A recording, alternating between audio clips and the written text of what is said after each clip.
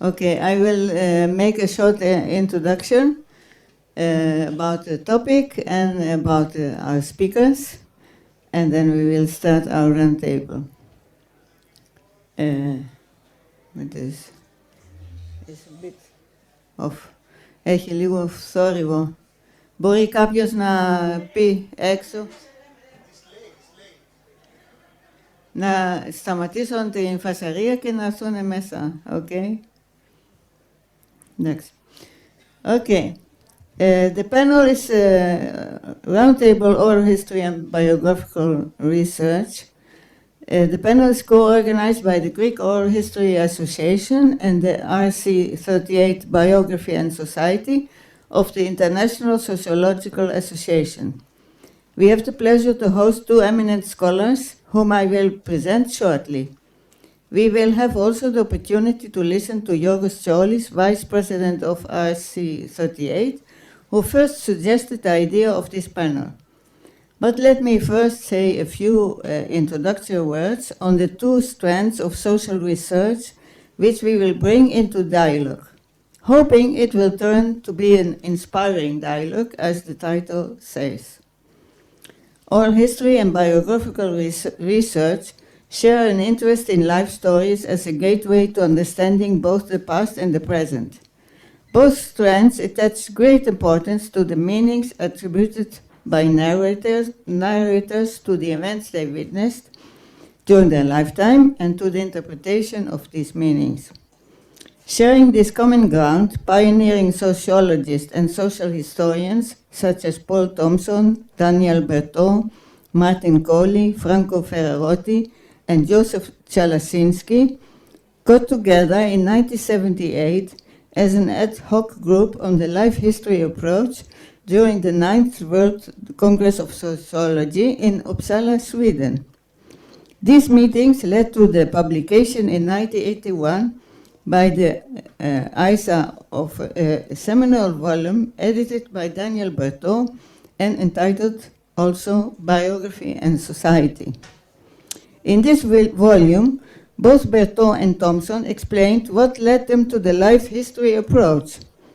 For Berthaud, it was mainly a reaction to the positivist straitjacket of quantitative sociology, dominating his field since the 1950s.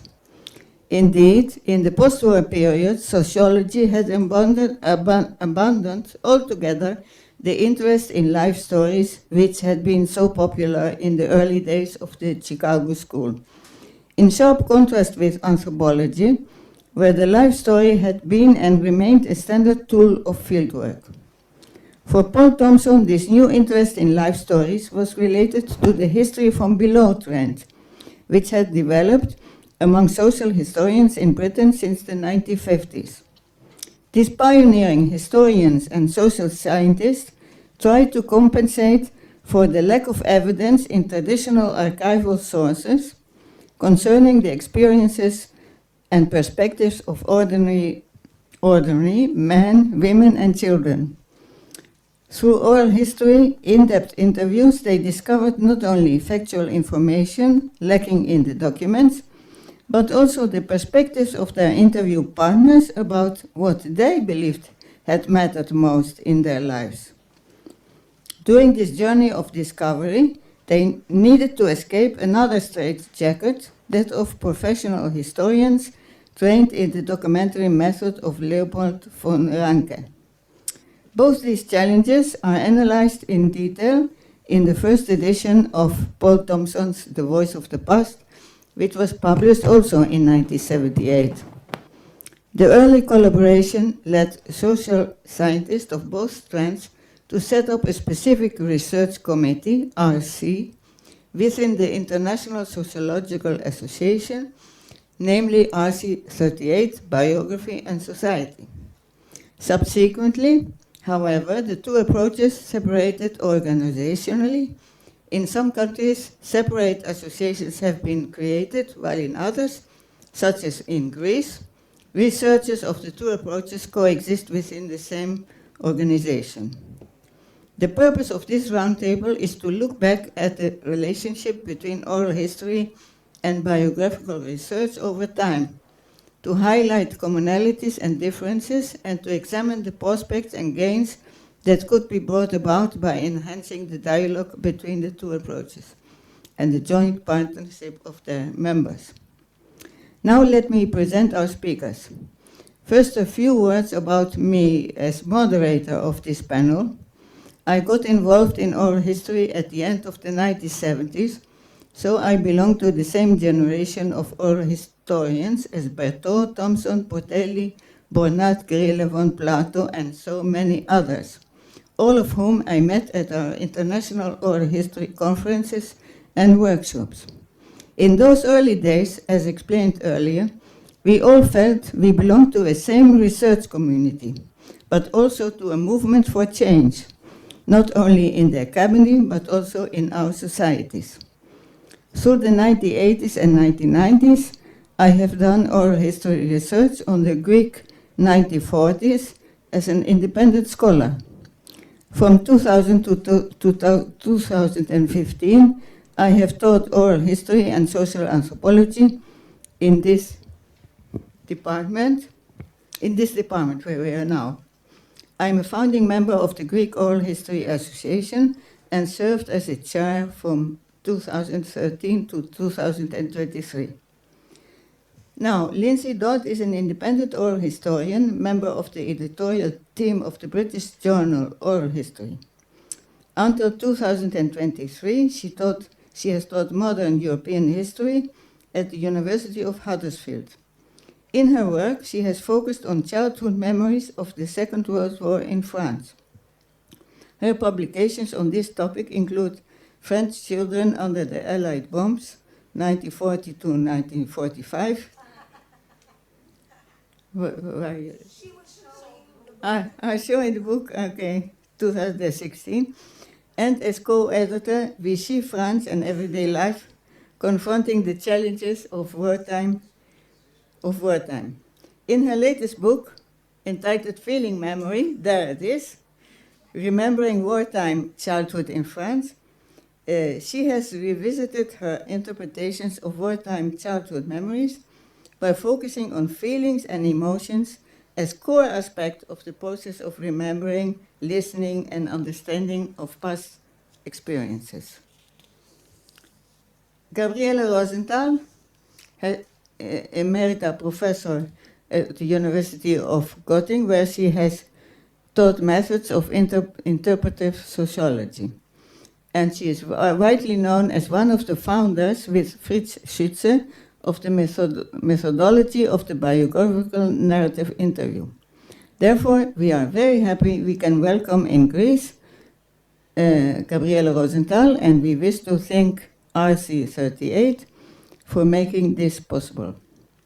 Gabriele Rosenthal has analyzed the methods and theory of this brand of biographical research in a groundbreaking volume entitled Experienced Life and Narrated Life Story, Gestalt and Structure of Biographical Self-Presentations, first published in German in 1993, and as I could see on her website, a new and updated English translation has been made available just a few months ago, I think so, yes.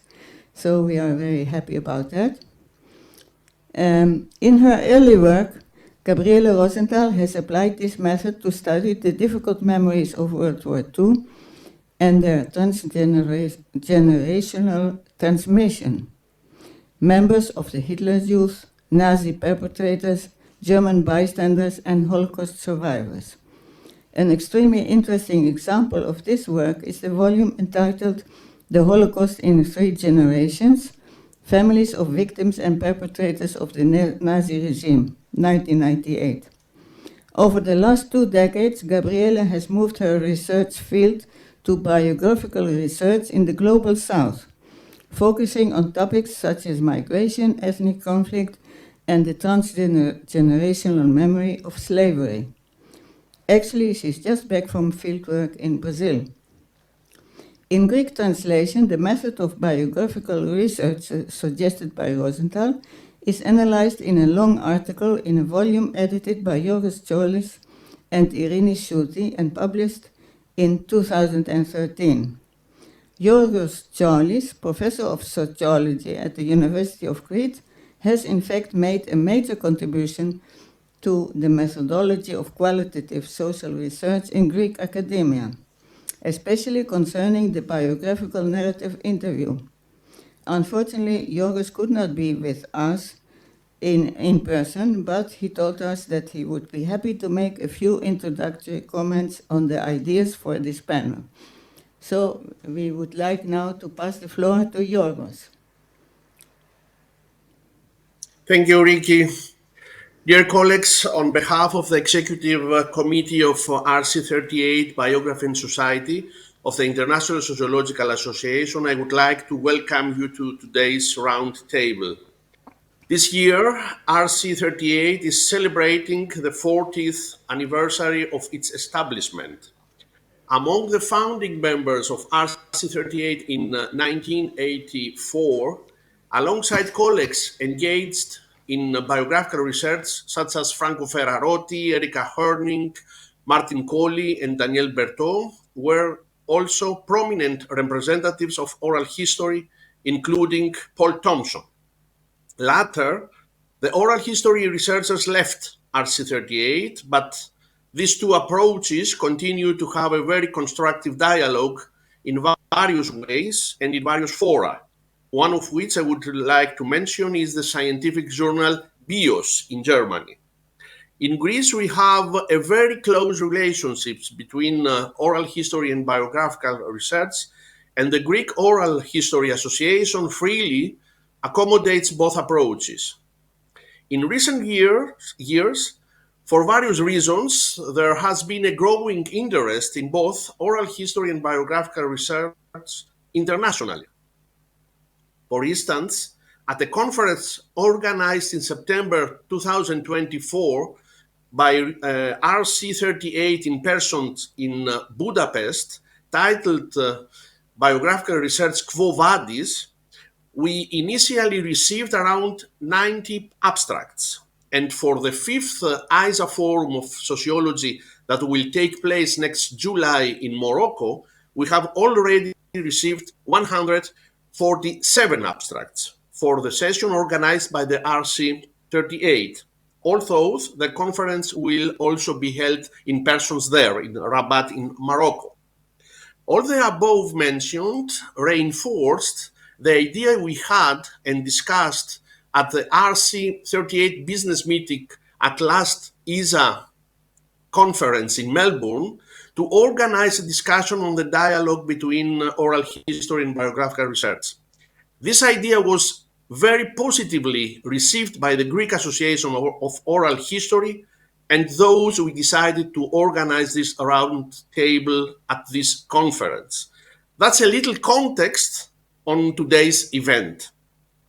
In closing, I would like to take this opportunity to thank the two speakers, Gabriele Rosenthal and Lindsey Dodd, for accepting the invitation to speak at the roundtable, as well as Riki van Boeschoten for coordinating and preparing the discussion. Thank you very much. Thank you, Yorgos. So we can now start our dialogue. We have talked to each other, Lindsey and Gabriele and me, about how we could structure this dialogue. We have identified some topics which are interesting to discuss, such as interviewing techniques, the relations during the interview, how we construct our samples of interviewees, methods of analysis, and the necessity or not to archive our interviews so they can be available for future research. And but we thought that maybe the best thing to start this conversation is to ask both of our panelists to explain how their methodology has developed over time, and how it has changed also, especially over the most recent period, because as I said before, in both cases there is an important shift also in the methodology. So I think I would like to start with Gabriele and to explain how she sees this. First of all, thank you very much for this invitation. For me, it's a kind of journey into the past, because when I started to do biographical research, it was around 1980. There was still a close dialogue with the oral historians in Germany. Excuse me, microphone closer, please. Thank you. Okay. But today I lost totally the contact. I don't know if there is any oral historian professor in Germany, and it is worthwhile to think about it. When I'm looking back to how my method developed and my research, I would say there are three main phases. I got a position as a teaching assistant in Berlin in 1980 for qualitative method. It was a time when qualitative method was again in Germany popular and came back. You can say we had it in Germany in the old years of sociology, in the founding year with Max Weber or Norbert Elias. Then we had the Nazi period and they went to the US, and it came back after the war, but mainly in 80s. And I had the idea I want to write a PhD about the generation of my parents who were both members of the Hitler Youth, how they changed their patterns of interpretation. This was the fashion at this time in sociology, to see patterns of interpretation and what has to happen in a society that it's changing. And very quickly I realized I cannot do this without understanding the experience of this generation. And it was at the time when Fritz Schütze introduced the biographical narrative interview. And I must admit, I didn't believe that I can ask somebody, could you please tell me your life story? I thought this will not work. So I had a more condensed or restricted initial question in the interviews to tell me about their time in the Hitler Youth and how it was after the war. In the first interview, it was a high official, high leader of the Bund Deutscher Mädel. It was the organization for the women. She said me, I have to start before. And he wanted to tell me the prehistory. And then I met Fritz Schütze at a conference, and I told him I don't believe that I can ask this question. And typical Fritz Schütze, he just said, try it. And I tried it, and this changed everything because it's working so easily. So in the beginning, I concentrated on biographical interview, and it was a time when you wanted to know how to work really qualitative. I mean, not in the logic of quantitative methods. There were only, in German you say, 3 papers. Ulrich Oebermann wrote at every paper, don't distribute, but we distributed it.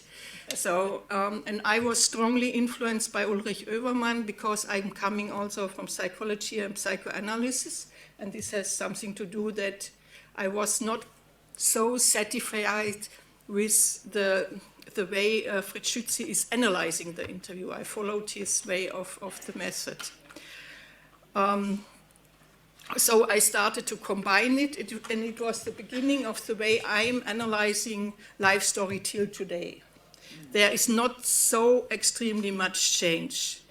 And from the very beginning, I worked with a combination of methods, but it was for me more or less self-evident. For example, to read the school books the Hitler Youth used at school, to see how they were influenced, to use archival material, to have a group discussion. But I didn't elaborate it, I just did it.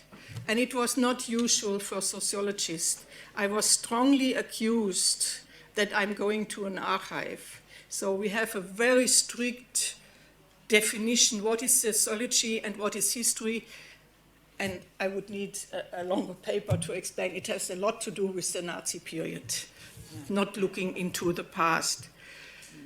After this period concentrated on single interviews, the next bigger study, I did then a study about World War I, World War II, but then I jumped to the Holocaust survivors and the families of perpetrators and bystanders, and I was on the level of family history. And because I have a training in family therapy, I dared to do also family interviews beside the biographical narrative interview. And I think this was a bigger jump which helped me not to concentrate too much on the individual. And the third phase, it's very much influenced through my husband, Arthur Bogner, who is a scholar of Norbert Elias, that I started to go more on a more general level, looking about unequal power balances between different groupings.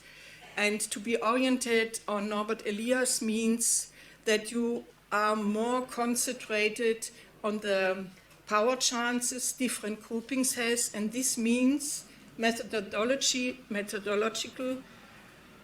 that you are not concentrated on one group. I did this before, but not so really reflected. For example, thinking about the relationship between the generation of the Hitler Youth and their parents, who have been the men were members of, in the First World War, of the Kaiserliche Armee. So to see what is the configuration, as Elias would put it, between these groups. But in the study, I did then very strongly oriented on Norbert Elias about established and outsiders in Israel and Palestine. We, from the very beginning, had the construction of the sampling to look which groupings are in trouble with each other. And I can tell you, in the beginning, we had another idea what was coming out. We had the idea to look the groupings between Christians and Muslims in Palestine, but it became very quickly clear it's more the conflict between the groupings of the old established and the refugees in Palestine. So from this time on, it changes the sampling, it changes to look more on a macro level. I mean, always I had this idea I'm on a meso level and not a micro level. Who knows sociology knows that they like to put you in boxes. And I want to stop here. Okay, thank you. So now let's listen to Lindsey. Hi, can you hear me okay? Yes. It's Yeah, okay. can everyone hear? Okay, so I would suppose is that okay? Can you hear? Yeah. It's okay. I've just got an echo from myself. But so I'm from a different generation, I would say, which maybe by the time I came to my postgraduate studies in the year 2000,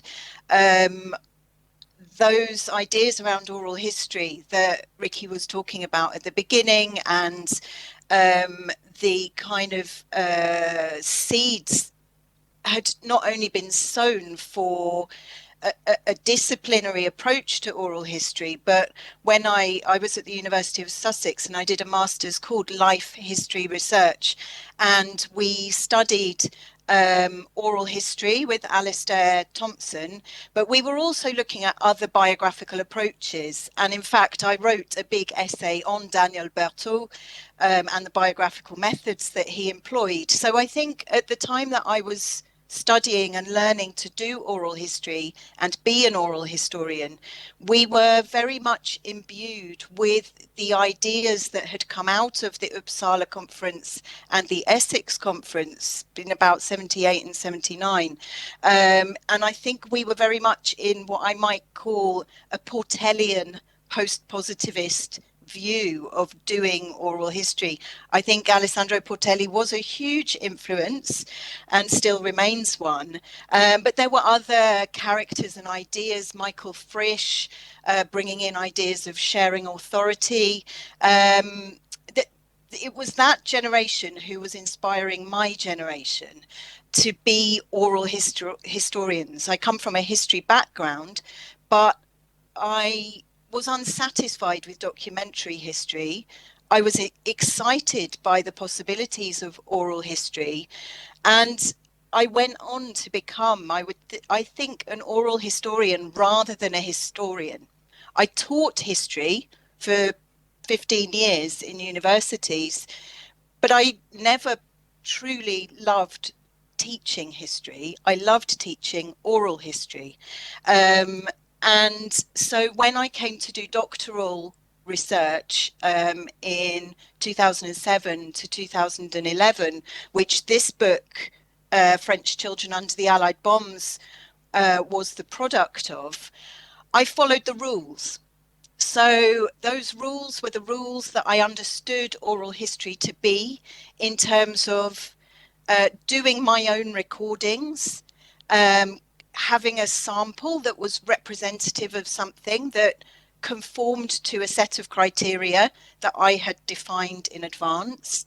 I used semi-structured interview techniques and templates to generate comparable material. I coupled my oral history with archival sources, so bringing the spoken word together with a set of institutional archives. I did thematic forms of analysis and created a chronological, historical narrative that wove voices within it. I recognized my own position in my work methodologically, not necessarily analytically, and I was able to produce work from which I drew conclusions. So far, so standard, I would say, in typical oral history practice. And indeed, I'm an editor of the journal Oral History, and this is very much the kind of practice that we see very, very commonly in the articles that we publish in the journal. For my second book, the one I showed you earlier, Feeling Memory, which came out last year, I think the difference in my practice is that I decided consciously not to follow the rules. And that came about partly through very practical constraints on my time, on my resources, on what was available to me as a scholar. But it also came through a growing dissatisfaction that some of the ideas that I had been taught in my early days as an oral historian didn't sit right with me.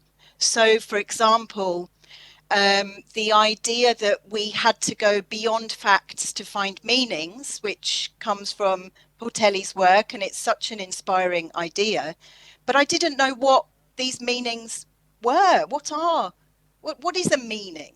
Where do you find it? How do you know you've got it when you're doing your analysis of your oral history? Is it me who defines meaning, or is meaning what's coming out of the research? Sharing authority never worked for me. I never had the resources to be able to share authority with my speakers. I was disadvantaged in that way, even if I wanted to share the authority of creating a text with them. I never had the means. And intersubjectively, I never felt that I had power in the interview situation. So the idea of intersubjectivity, with these power and identity interrelationships in the interview situation, I always felt disadvantaged in that situation. So I couldn't understand some of the key tenets of oral history practice as I was experiencing them. And so I think what changed in my own practice was that I was very inspired by work in affect studies that comes out of the cultural studies branch of affect studies, where I saw people creating new ideas, new methodologies, new ways of analysing things. And I thought, why can't we do that in history? Cultural geographers do it. Why can't historians make something new? Why can't oral historians make something new?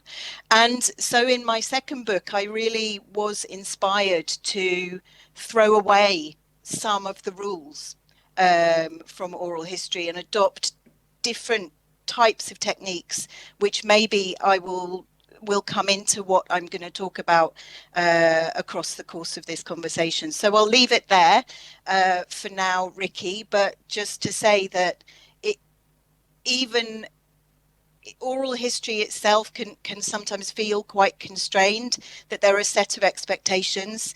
And in my own practice, I have tried to pull those apart a little bit to find new spaces and new places to think and to write in. Can you please, before we go on, explain a little bit more what are the kind of rules you have thrown away? Well, throwing away might be a little melodramatic, but I would say that instead of looking to construct a sample which was representative of something, whatever that might be, so instead of deciding I was going to interview these particular people because they conform to these kinds of categories or sociological categories, let's say, I decided that I would take anyone. Now think about, that's quite radical. The only characteristic in my own work that they had to hold was that they were children in France during the Second World War. So during my first set of research, I was looking at children who were bombed in particular locations at particular moments in time. So I was able to create a more restricted sample.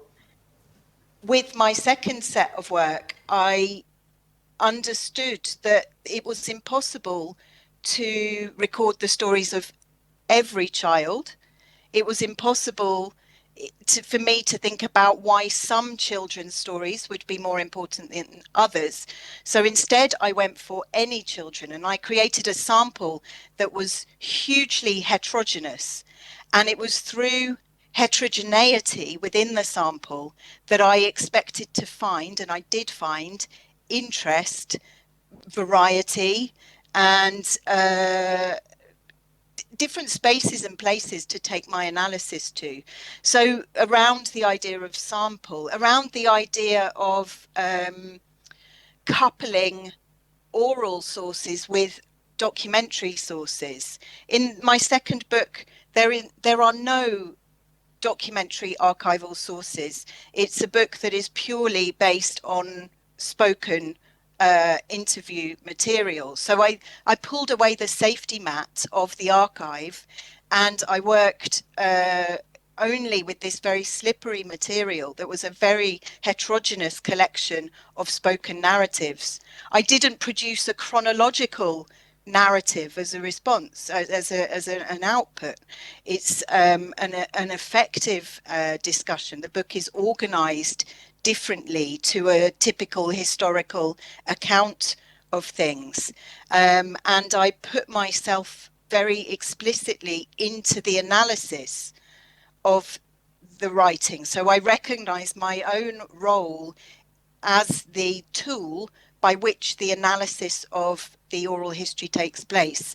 So I didn't stand back from the material, I jumped into the material, and I tried to recognize at all stages the influence I was having on the process of analysis. So instead of just recognizing my part in the methodology, which I think is more typical. So there were a number of things I was doing that were quite unusual, even within oral history, I think, that were looser, less structured and less structural. And to some degree that was through a certain set of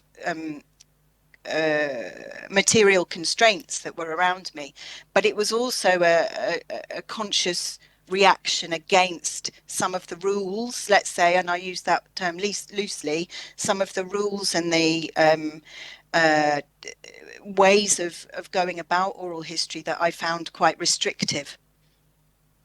Let's stick to this point of the sample of interviews, which is really producing the evidence we will be working on. My feeling is, from my practice, that the way we construct the sample depends very much on the project. It's not, I don't think there are some rules, but maybe interesting thing I always used to teach my students was not to restrict themselves to the middle category of interviewees, but if somebody tells you don't interview this person, that it might be very interesting because he has something different to tell, or somebody who everybody says you should interview, you can interview him, but maybe he wants to construct a dominant version of the community's history, of the group history. But I think that there is a difference between biographical research and oral history because of the way we are, both strands are analyzing the material. And that's why I want to ask Gabriele what she thinks about that, because if you want to do a real in-depth analysis, as suggested in the narrative methodology, you cannot have 200 interviewees. It's just impossible. So you have to have some criteria. What kind of types you want to construct on, and I think that maybe you have to do some previous research to come to this. So please, Gabriele, tell me about this. I belong in Germany to the second generation of very, very strict interpretive researchers. We are not speaking about qualitative research because we want to have a distance to the ones who are still oriented on numbers, for example, and generalization on numbers and not on the single case. So I was in the convenient situation that I was totally oriented on Glaser and Strauss, grounded theory. I'm not talking about coding, I don't like coding, but Strauss, by the way, never coded himself. But the theory of, no, how it's called, grounded theory, the first book, yes, they introduced the so-called theoretical sample. And the theoretical sample has nothing to do with let's say we have half of the sample has to be female and half of a sample has to be male, but that it's a process of discovery according to our question. For example, that we are doing now this research on the memory on slavery in Ghana. The question is, which different types do we find regarding constructing a collective memory? And we are working usually with two samples. The first theoretical sample is we go in the field, start to do interview, and from interview to interview we think, oh, it would be interesting also to have somebody of this ethnic group or so. So after the first field phase in Ghana, it was very clear education plays an important role, what they know about slavery, and if they belong to the royals or the commoners or the slaves. So you have these three big groupings. So the second theoretical sampling, when you go out of the field, you start to analyze. It became very clear at stake these royals or commoners are important. They are talking totally different. You go again in the field, and the second theoretical sample is already more a construction based on what you found out. So there is no predefinition. Not a decision, we will not interview, let's say, people from this region, although this has economic reasons that we cannot go in every region in Ghana. But maybe it turned out it would be very important also to go to Upper West. We didn't analyze. It's important to have this comparison. We would think to go there. So the second sample is already based on the findings of the first sample. And the numbers is also not defined before, how many interviews you have to do or how many observations. I'm working meanwhile very much with also observation and other techniques, also thematic interviews, group discussions, and so. This is also a development during the research, but this is totally based already on Strauss. It's nothing which I invent new, and I had the big advantage. From the very beginning, I understood I have everything to forget what I learned in my education at the university in quantitative methods. This was the message at my time in the 80s. So everything is new. So I do not know in the beginning how many interviews I have to conduct. The first application I wrote to the German Research Foundation, it was clear I have to invent something because they didn't accept that I will write, I have no idea how many. In the case of the Hitler use, I must say after 10 interviews, when somebody started, I could invent the rest of the interview. It was always the same. But this is, for example, in Ghana or also with the Holocaust survivor, it was clear I will not come to the criteria of theoretical saturation, as Glaser and Strauss puts it. So when it's repeating, and repeating, you can end. And the aim is to construct types. And types means based on single cases, not what is occurring very often. This is very much oriented on the work from Kurt Lewin. And let's put it like this. The general question is, how many different versions you are finding regarding your research question? So how many different types of memory regarding slavery I will find? I don't know if this is what you aim to. Yes. I think that this gradual construction of a sample makes a lot of sense, and I think most of us, we do that as well. Let me add something. Yeah, what I forgot to say, we are not transcribing every interview.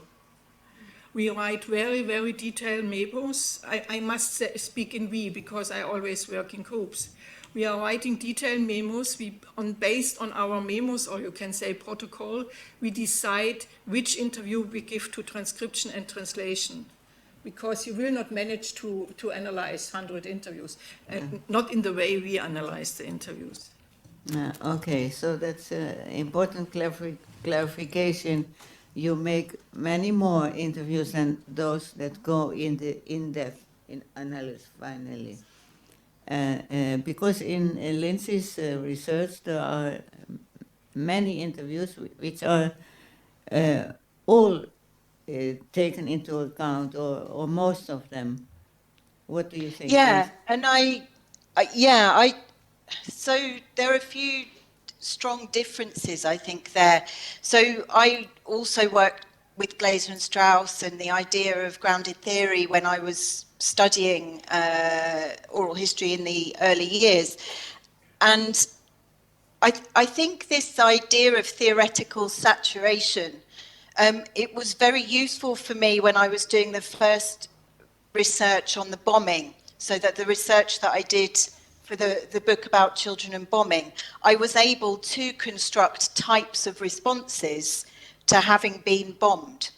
And that, you know, that is a useful model if what you're seeking to do is to generalize from your data or from the lives of the people that you're interested in.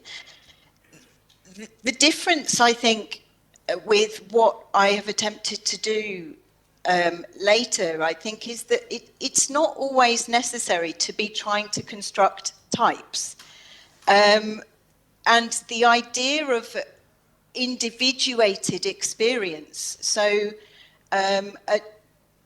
how as scholars can we recognize the variety of experience that is so very strongly individuated, and which doesn't need to have a type, doesn't need to have a category, doesn't need to fit into a model. because the model is only ever going to be artificial, or it's only ever going to be an imposition. So whilst I've done research that has worked in that way, and I see its value, I think when I was working with such a large, so there's 120 interviews in my second book, which I analysed, let's say by hand, slowly, deeply, and with a great deal of personal reflection through the transcripts that I made of all of those interviews, even though half of them were not interviews that I performed myself. I retranscribed and felt and re-listened to what was taking place. And I think I think there are different ways of doing these kinds of researches, and I felt that when I did the first batch of research, the bombing research, I ended up with a reflection of my own thought process as the result of that research, as the set of conclusions. Because I'd picked the sample, because I'd done a semi-structured interview, because I'd categorized things. So that's all well and good, but I think on the other hand, there is something else when you recognize that the things you can look for within interviews are not simply things that fit into categories, and they don't necessarily cohere into categorizable data. Then I think you can start creating something different or using your data in different ways. And I think when this book was reviewed early on, one of the reviewers said, is this hyper individualism? And I really thought about that a lot, because we're not supposed to deal with individualism in that way, are we? We're supposed to generalize. We're supposed to come up with conclusions that tell us something bigger. And so I was very puzzled by that. And I think it is an interesting question. And it made me think a lot about individuation and how to represent that in scholarly work in a way that is still readable and coherent to the person who you're trying to engage with it, because 110 stories is a lot to try to be making sense of and trying to hold on to and trying to juggle and pull apart and keep fresh and alive in your work.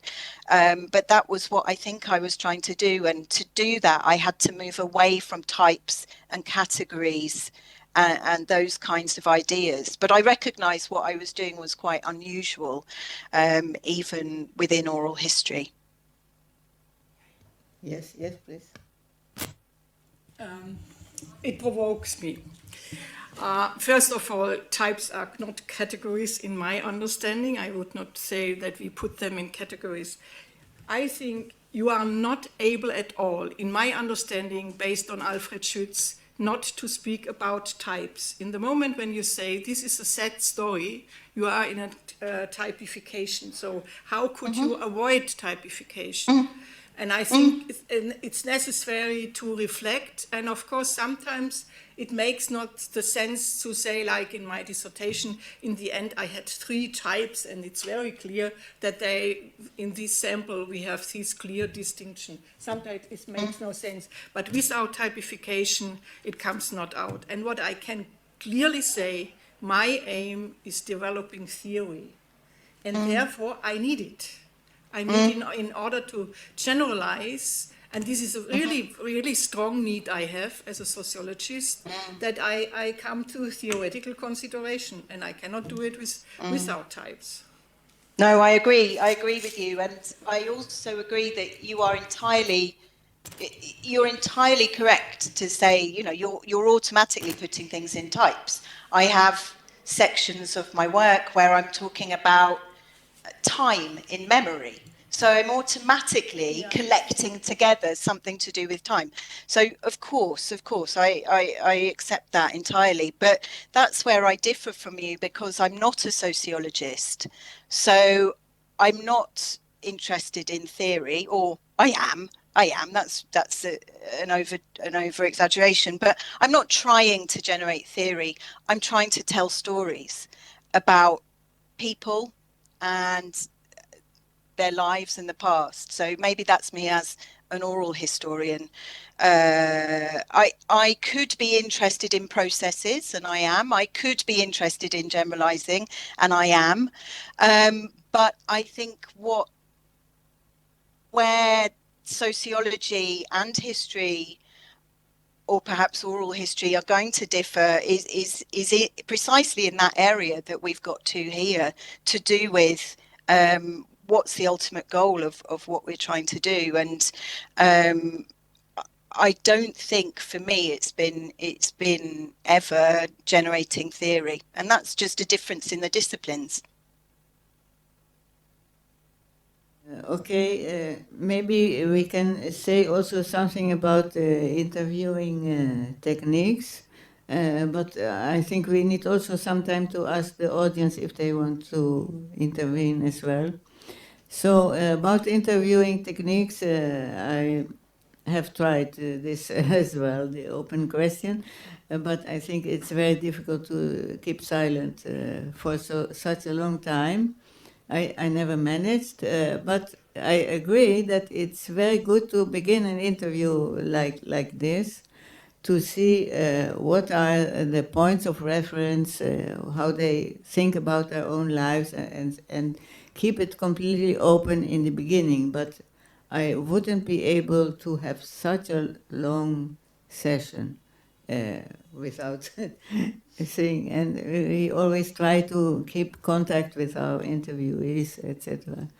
So I think there is a difference between oral history and biographical approach. But maybe you have changed also, because you said before that it was so easy and it worked so well.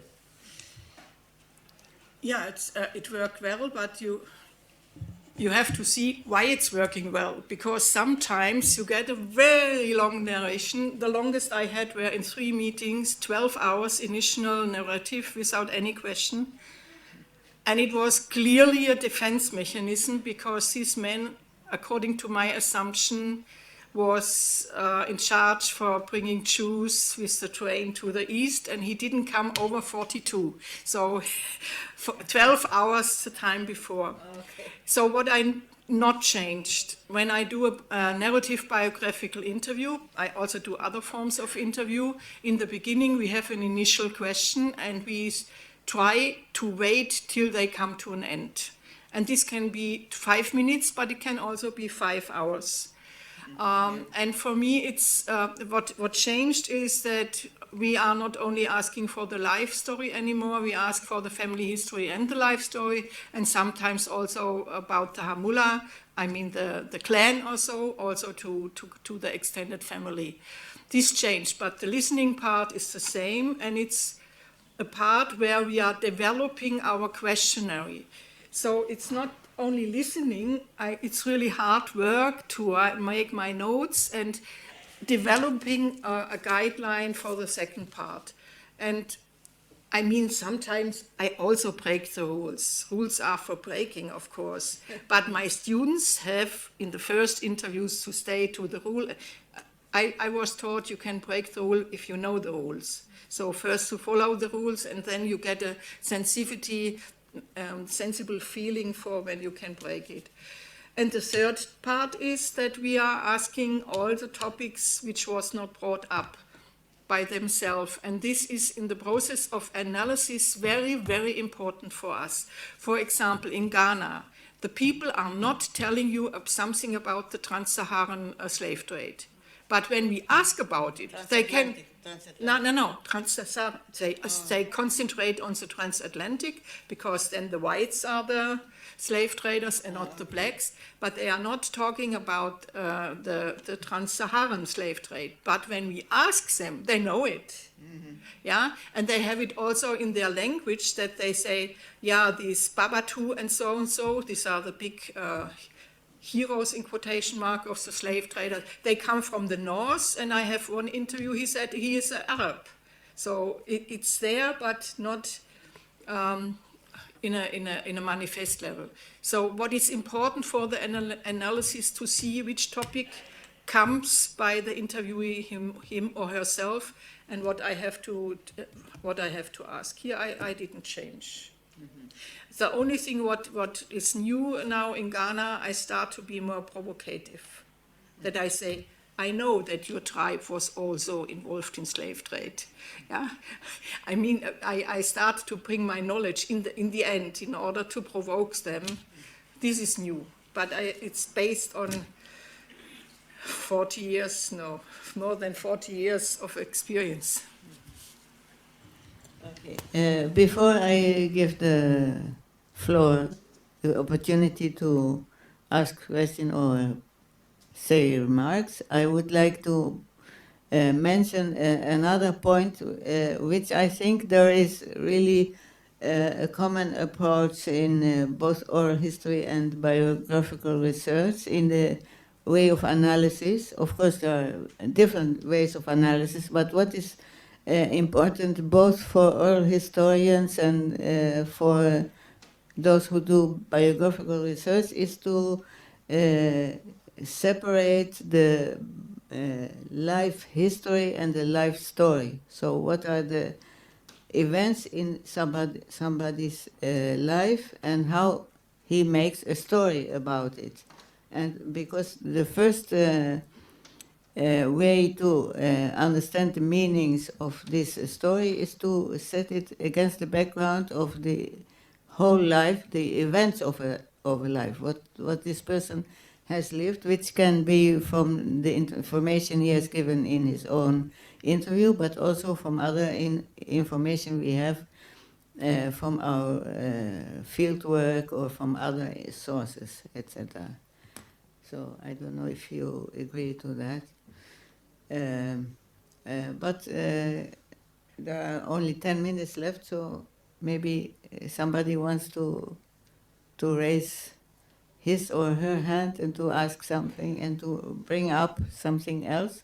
I think I hope we can continue this dialogue also in other occasions, because there are many things we have thought about which would be interesting to talk about, but the time is limited today. So please, if somebody wants to draw also on their own experience.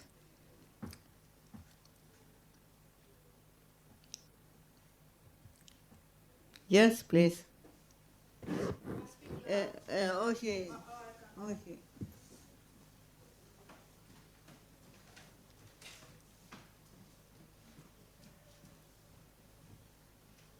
Thank you very much for...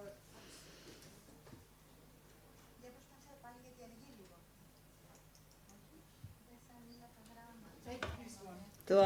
Okay, that's better. Thank you very much for your insights, for your knowledge, for sharing all your experiences. A question about your double identity as an oral history researcher and a psychiatrist. You said you do family psychotherapy. I have the training before I started my academic career. So I would like to know more about this interconnection and how practices from psychotherapy may enlighten your approaches. First of all, it helps me not to be so... Oops. No? It's okay. It helps me not to be so stupid that the majority of sociologists would think they can live without psychology. To say it in a provocative manner. When you are doing research with traumatized people, and this we did a lot, also a study about child soldiers, you need psychological knowledge. And I think what helped me is that I'm more brave in some aspect, because I feel the competence to ask specific questions. But this is also, it's not my training in family counseling, it's also the experience, especially in the interviews with Holocaust survivors, where I learned that I really can help them For example, when they tell me, I cannot remember well, when I came to Auschwitz, I only hear the dogs barking, that I could help them to remember more and that it helps. How helped me the training more? To understand also more what is going on in the interaction between us. And of course, also to make a division between asking to tell stories and a therapeutical intervention. So I tell my students they should not do it. I mean, the good thing is if they don't have a training, they make mistakes and then it's not working. They only produce defense. I say this ironically. The more training you have, the more you can hurt. But I think a narrative interview is not an intended therapeutic intervention. But on the other side, to ask somebody to tell their life story is already can happen a lot. I wrote about this. So also my training helps me to be sensitive what it means to ask people to tell their story. That it's already a lot, and this means also that we are responsible. I feel responsible for my interviewee. I tell my students always, please call them after an interview, let's say 2 days later, ask how they are. Mainly we do at least 2 interviews, also to get a feedback, what the first interview provoked, and we stay in contact. So our co-workers are friends on Facebook with all the migrants we interviewed, for example, in refugees in one project, which are on Facebook or on Twitter or what else, I'm not so well know, with all these media, to take the responsibility. And this means also, and this I tell also my students, you have not to solve the problem your own, but you need addresses where you can say, maybe it would be good that you have a counseling and to give an address. Though I don't like to make a separation between the competence we have in daily life to have a conversation and a therapeutic training, but of course the therapeutic training helps. But everybody of us is sensible, so I don't go as a neutrum, how do you say, a neutral person in the interview. I see that psychoanalytical spoken that a rapport is establishing. And Dimitra wants to say, but maybe also Lindsey wants to say something about this, because you are also doing research. I would say that although I don't have the training, of course, that Gabriele has, a lot of the issues that she's just raised there, I think, are shared in oral history practice, because I think a lot of them are good practice in when you're dealing with interviewing people about you never know as well. You can go into an interview knowing that it will be about traumatic subjects, and therefore you can be prepared. But even if you were interviewing about something that was not ostensibly traumatic, because we're talking about people's lives, so much can happen. And again, with the students that I have taught over the years, it's about preparing people very early on for how to manage that. And I think all the things you've said that you do, I have always done as well, in terms of staying in touch, maintaining contact, providing addresses of useful organisations who can help in once I've gone, and so on. But then, of course, we do sometimes have the problem of the kind of counter-transference, if I'm speaking correctly, you know, where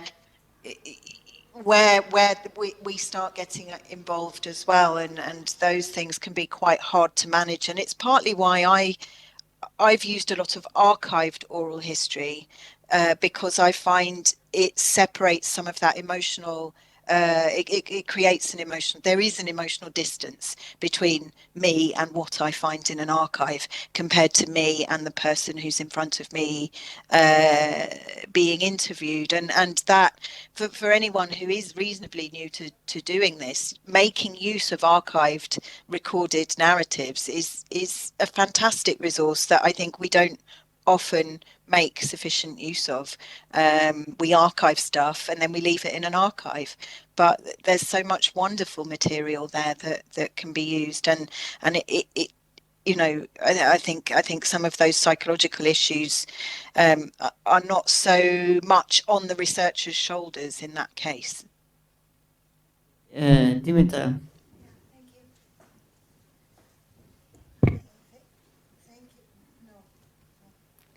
Adesso κάτω.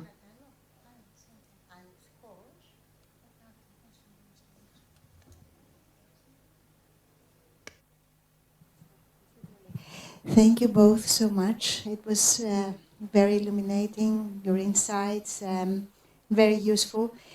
My name is Dimitra. I teach history at the University of Athens. I'm totally engaged in oral history, but I wouldn't call myself an oral historian, because I wouldn't opt for identifying with just one type of sources in my research, my questions, and so on and so forth. Although I'm totally engaged with oral history for reasons that we've talked about in these days, and for many others as well. Lindsey brought up, I think, something that an issue that is very important: the issue of resources, the issue of infrastructure of research. So this is something that I also feel coming from a background, an institutional background that has not as many resources as we would like to have. So I think this is something that we should always have in mind when we're talking about our strategies in research, and also our choices, because it limits our choices. So having said that, I wanted to ask Lindsey. You said, Lindsey, at some point that when you, for your second book, you somehow turned to affect studies. And at some other point in your intervention, you said that in that second book, you are trying to somehow answer the question, how do we represent individuation in our work?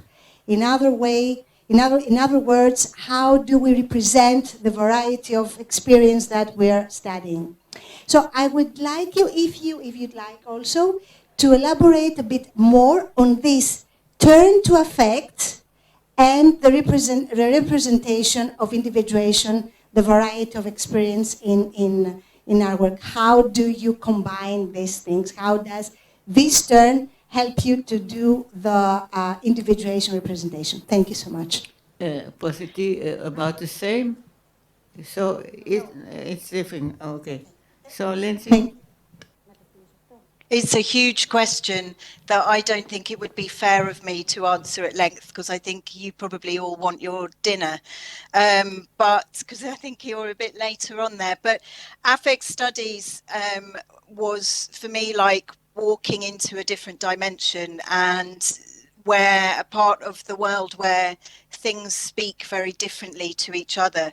And what it enabled me to do was think about the material that comes out of an interview in a very, very different way, and to think about the relationships that are happening within the interview context differently. It's hard for me to put it into, because it's what the whole book's about, but it really, for me, was about understanding memory as feeling. So understanding that what is remembered is what is felt, and that if you are listening to what people are telling you through their memories, you're also listening to all sorts of different feelings, ways of feeling, and types of feeling are coming through in those interviews constantly. And partly my turn to affect was a feeling that I was absolutely submerged with emotion. I'd been working on all of these stories for so long, and I felt submerged by feeling. And that was my feeling, but it was also an excessive amount of other people's feeling that was coming out of the stories towards me, and I felt I needed another set of tools to make better use of that, and to use that actually in an analytical way. And so that was why I turned to affect studies. And it was books like Kathleen Stewart's book, Everyday Affects, which I don't know if you know, but it really talks about how we can think about moments as they happen and all the different components that are happening in a moment. And I tried to understand those oral history interviews as events that were happening, exchanges and encounters that were so full of far more than just the recording that I was gathering and taking away with me. So it became an attempt to understand really the interactions, the dynamics, the flows of feeling that were taking place in the stories, in the storytelling, in my listening, in my interpretation.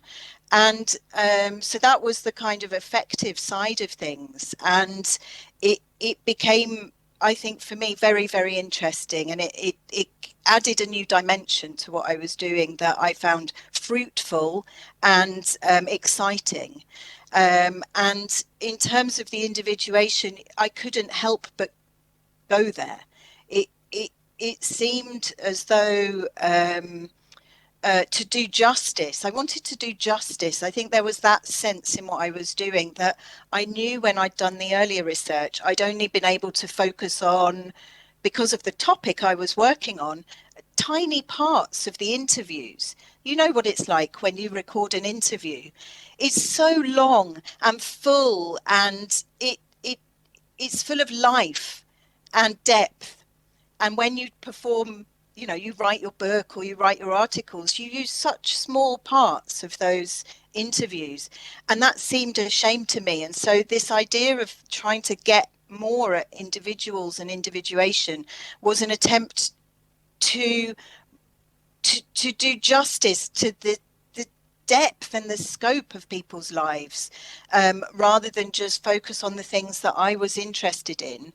I don't know that I was thinking that consciously as I was doing it, but it's certainly something that I understand now. I reflect back on it. It was to try and understand the past as traces of feeling. And so an interview as being a trace. I think in my earlier work, I thought about voices of the past. You know, we're all influenced by Paul Thompson and that idea that we've got the voice of the past. But here I was getting the feeling of the past with so many levels of intervention in between. No direct transmission, just so much feeling. How can we unpick it? How can we burrow into it? How can we squeeze it out and get the juice out of it? And that was what I was trying to achieve, and that's where affect studies and affect theory was very, very inspiring to me.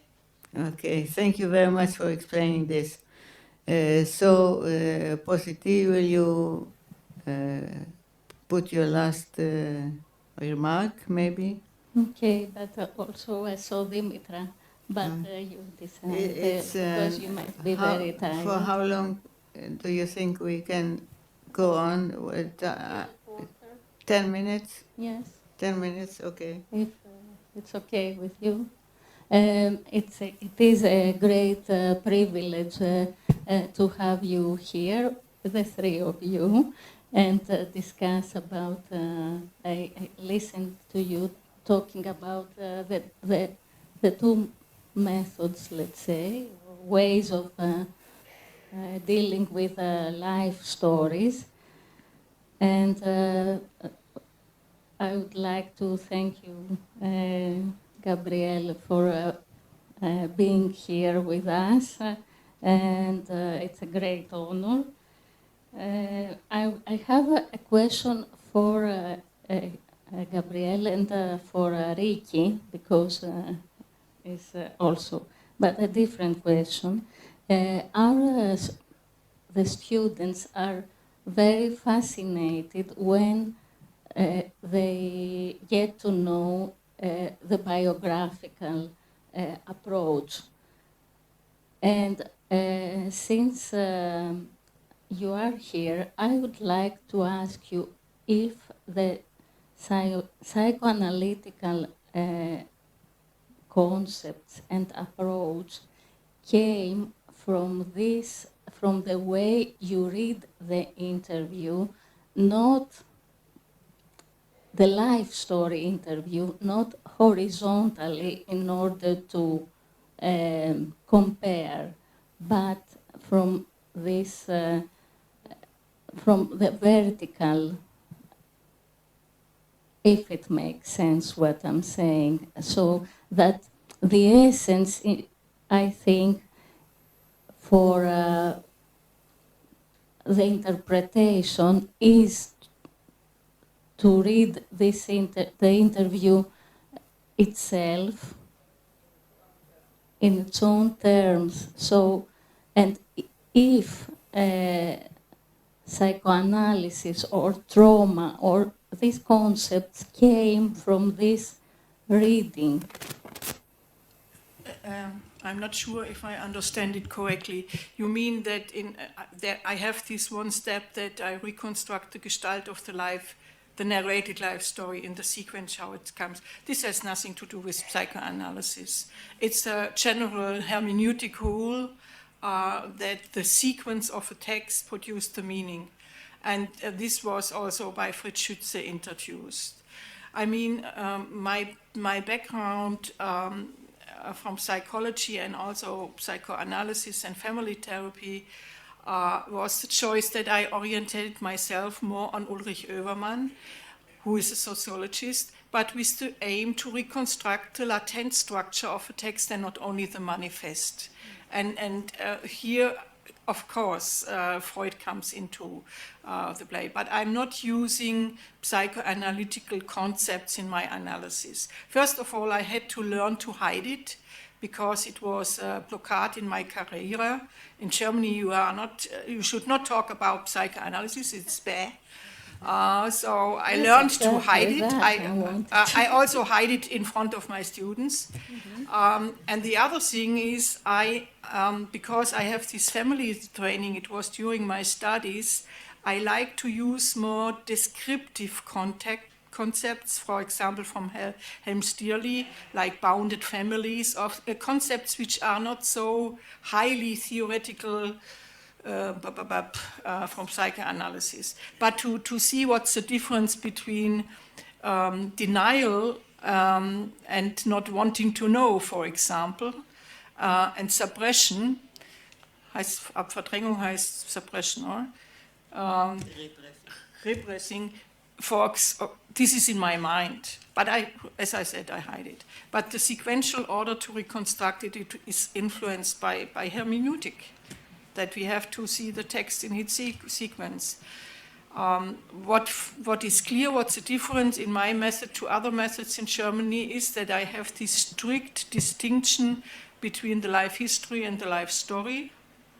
It was influenced more by Ulrich Oevermann, and to reconstruct very carefully the events in the life history according to the chronological order, and to compare it with the chronological order of the life story.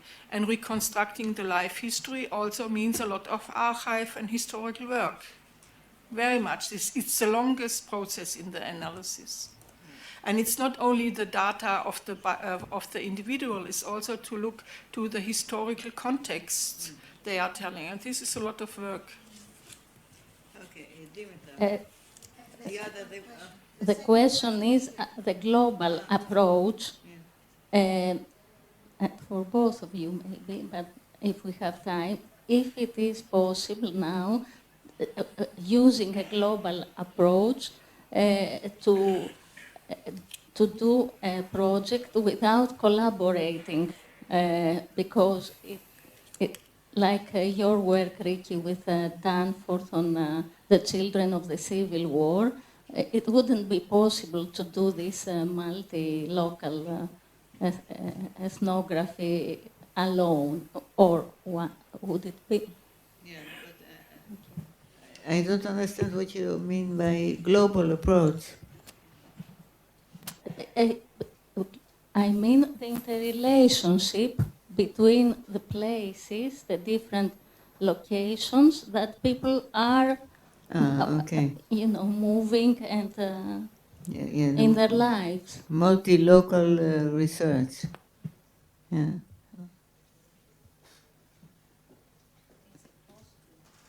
Yeah, I think so. I think one thing to say is this kind of research is very human resource intensive.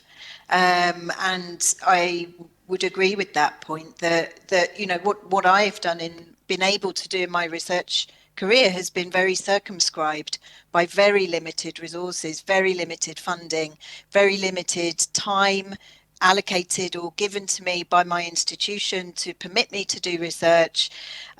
All of those things mean that you have to adapt and shape your research projects within the scope of that. And I think because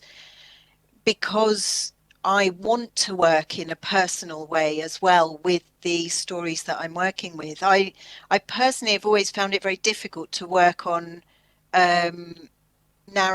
oral histories, let's say, that have been transcribed by other people. I suggested earlier that I always retranscribe, because for me, through the process of transcription, that is a kind of intellectually creative process. While I'm doing it, so much is happening in the way I'm thinking about the interview and so on. And so I think it's very, very difficult to do large-scale projects with tiny research teams or individual scholars. You evidently need many people, but then I think the way in which the analysis takes place, and I mean, you're probably all aware that there's a lot of discussion now about using AI for analytic purposes within biographical narratives and things like that. It's a different way of engaging with the research that has, by its very nature, to depersonalize and to use the self as a tool much less when you're dealing with things at scale. But maybe that's an obvious point. Okay, well, time is actually up, but if Dimitra wants to make a short question. Yeah, yeah.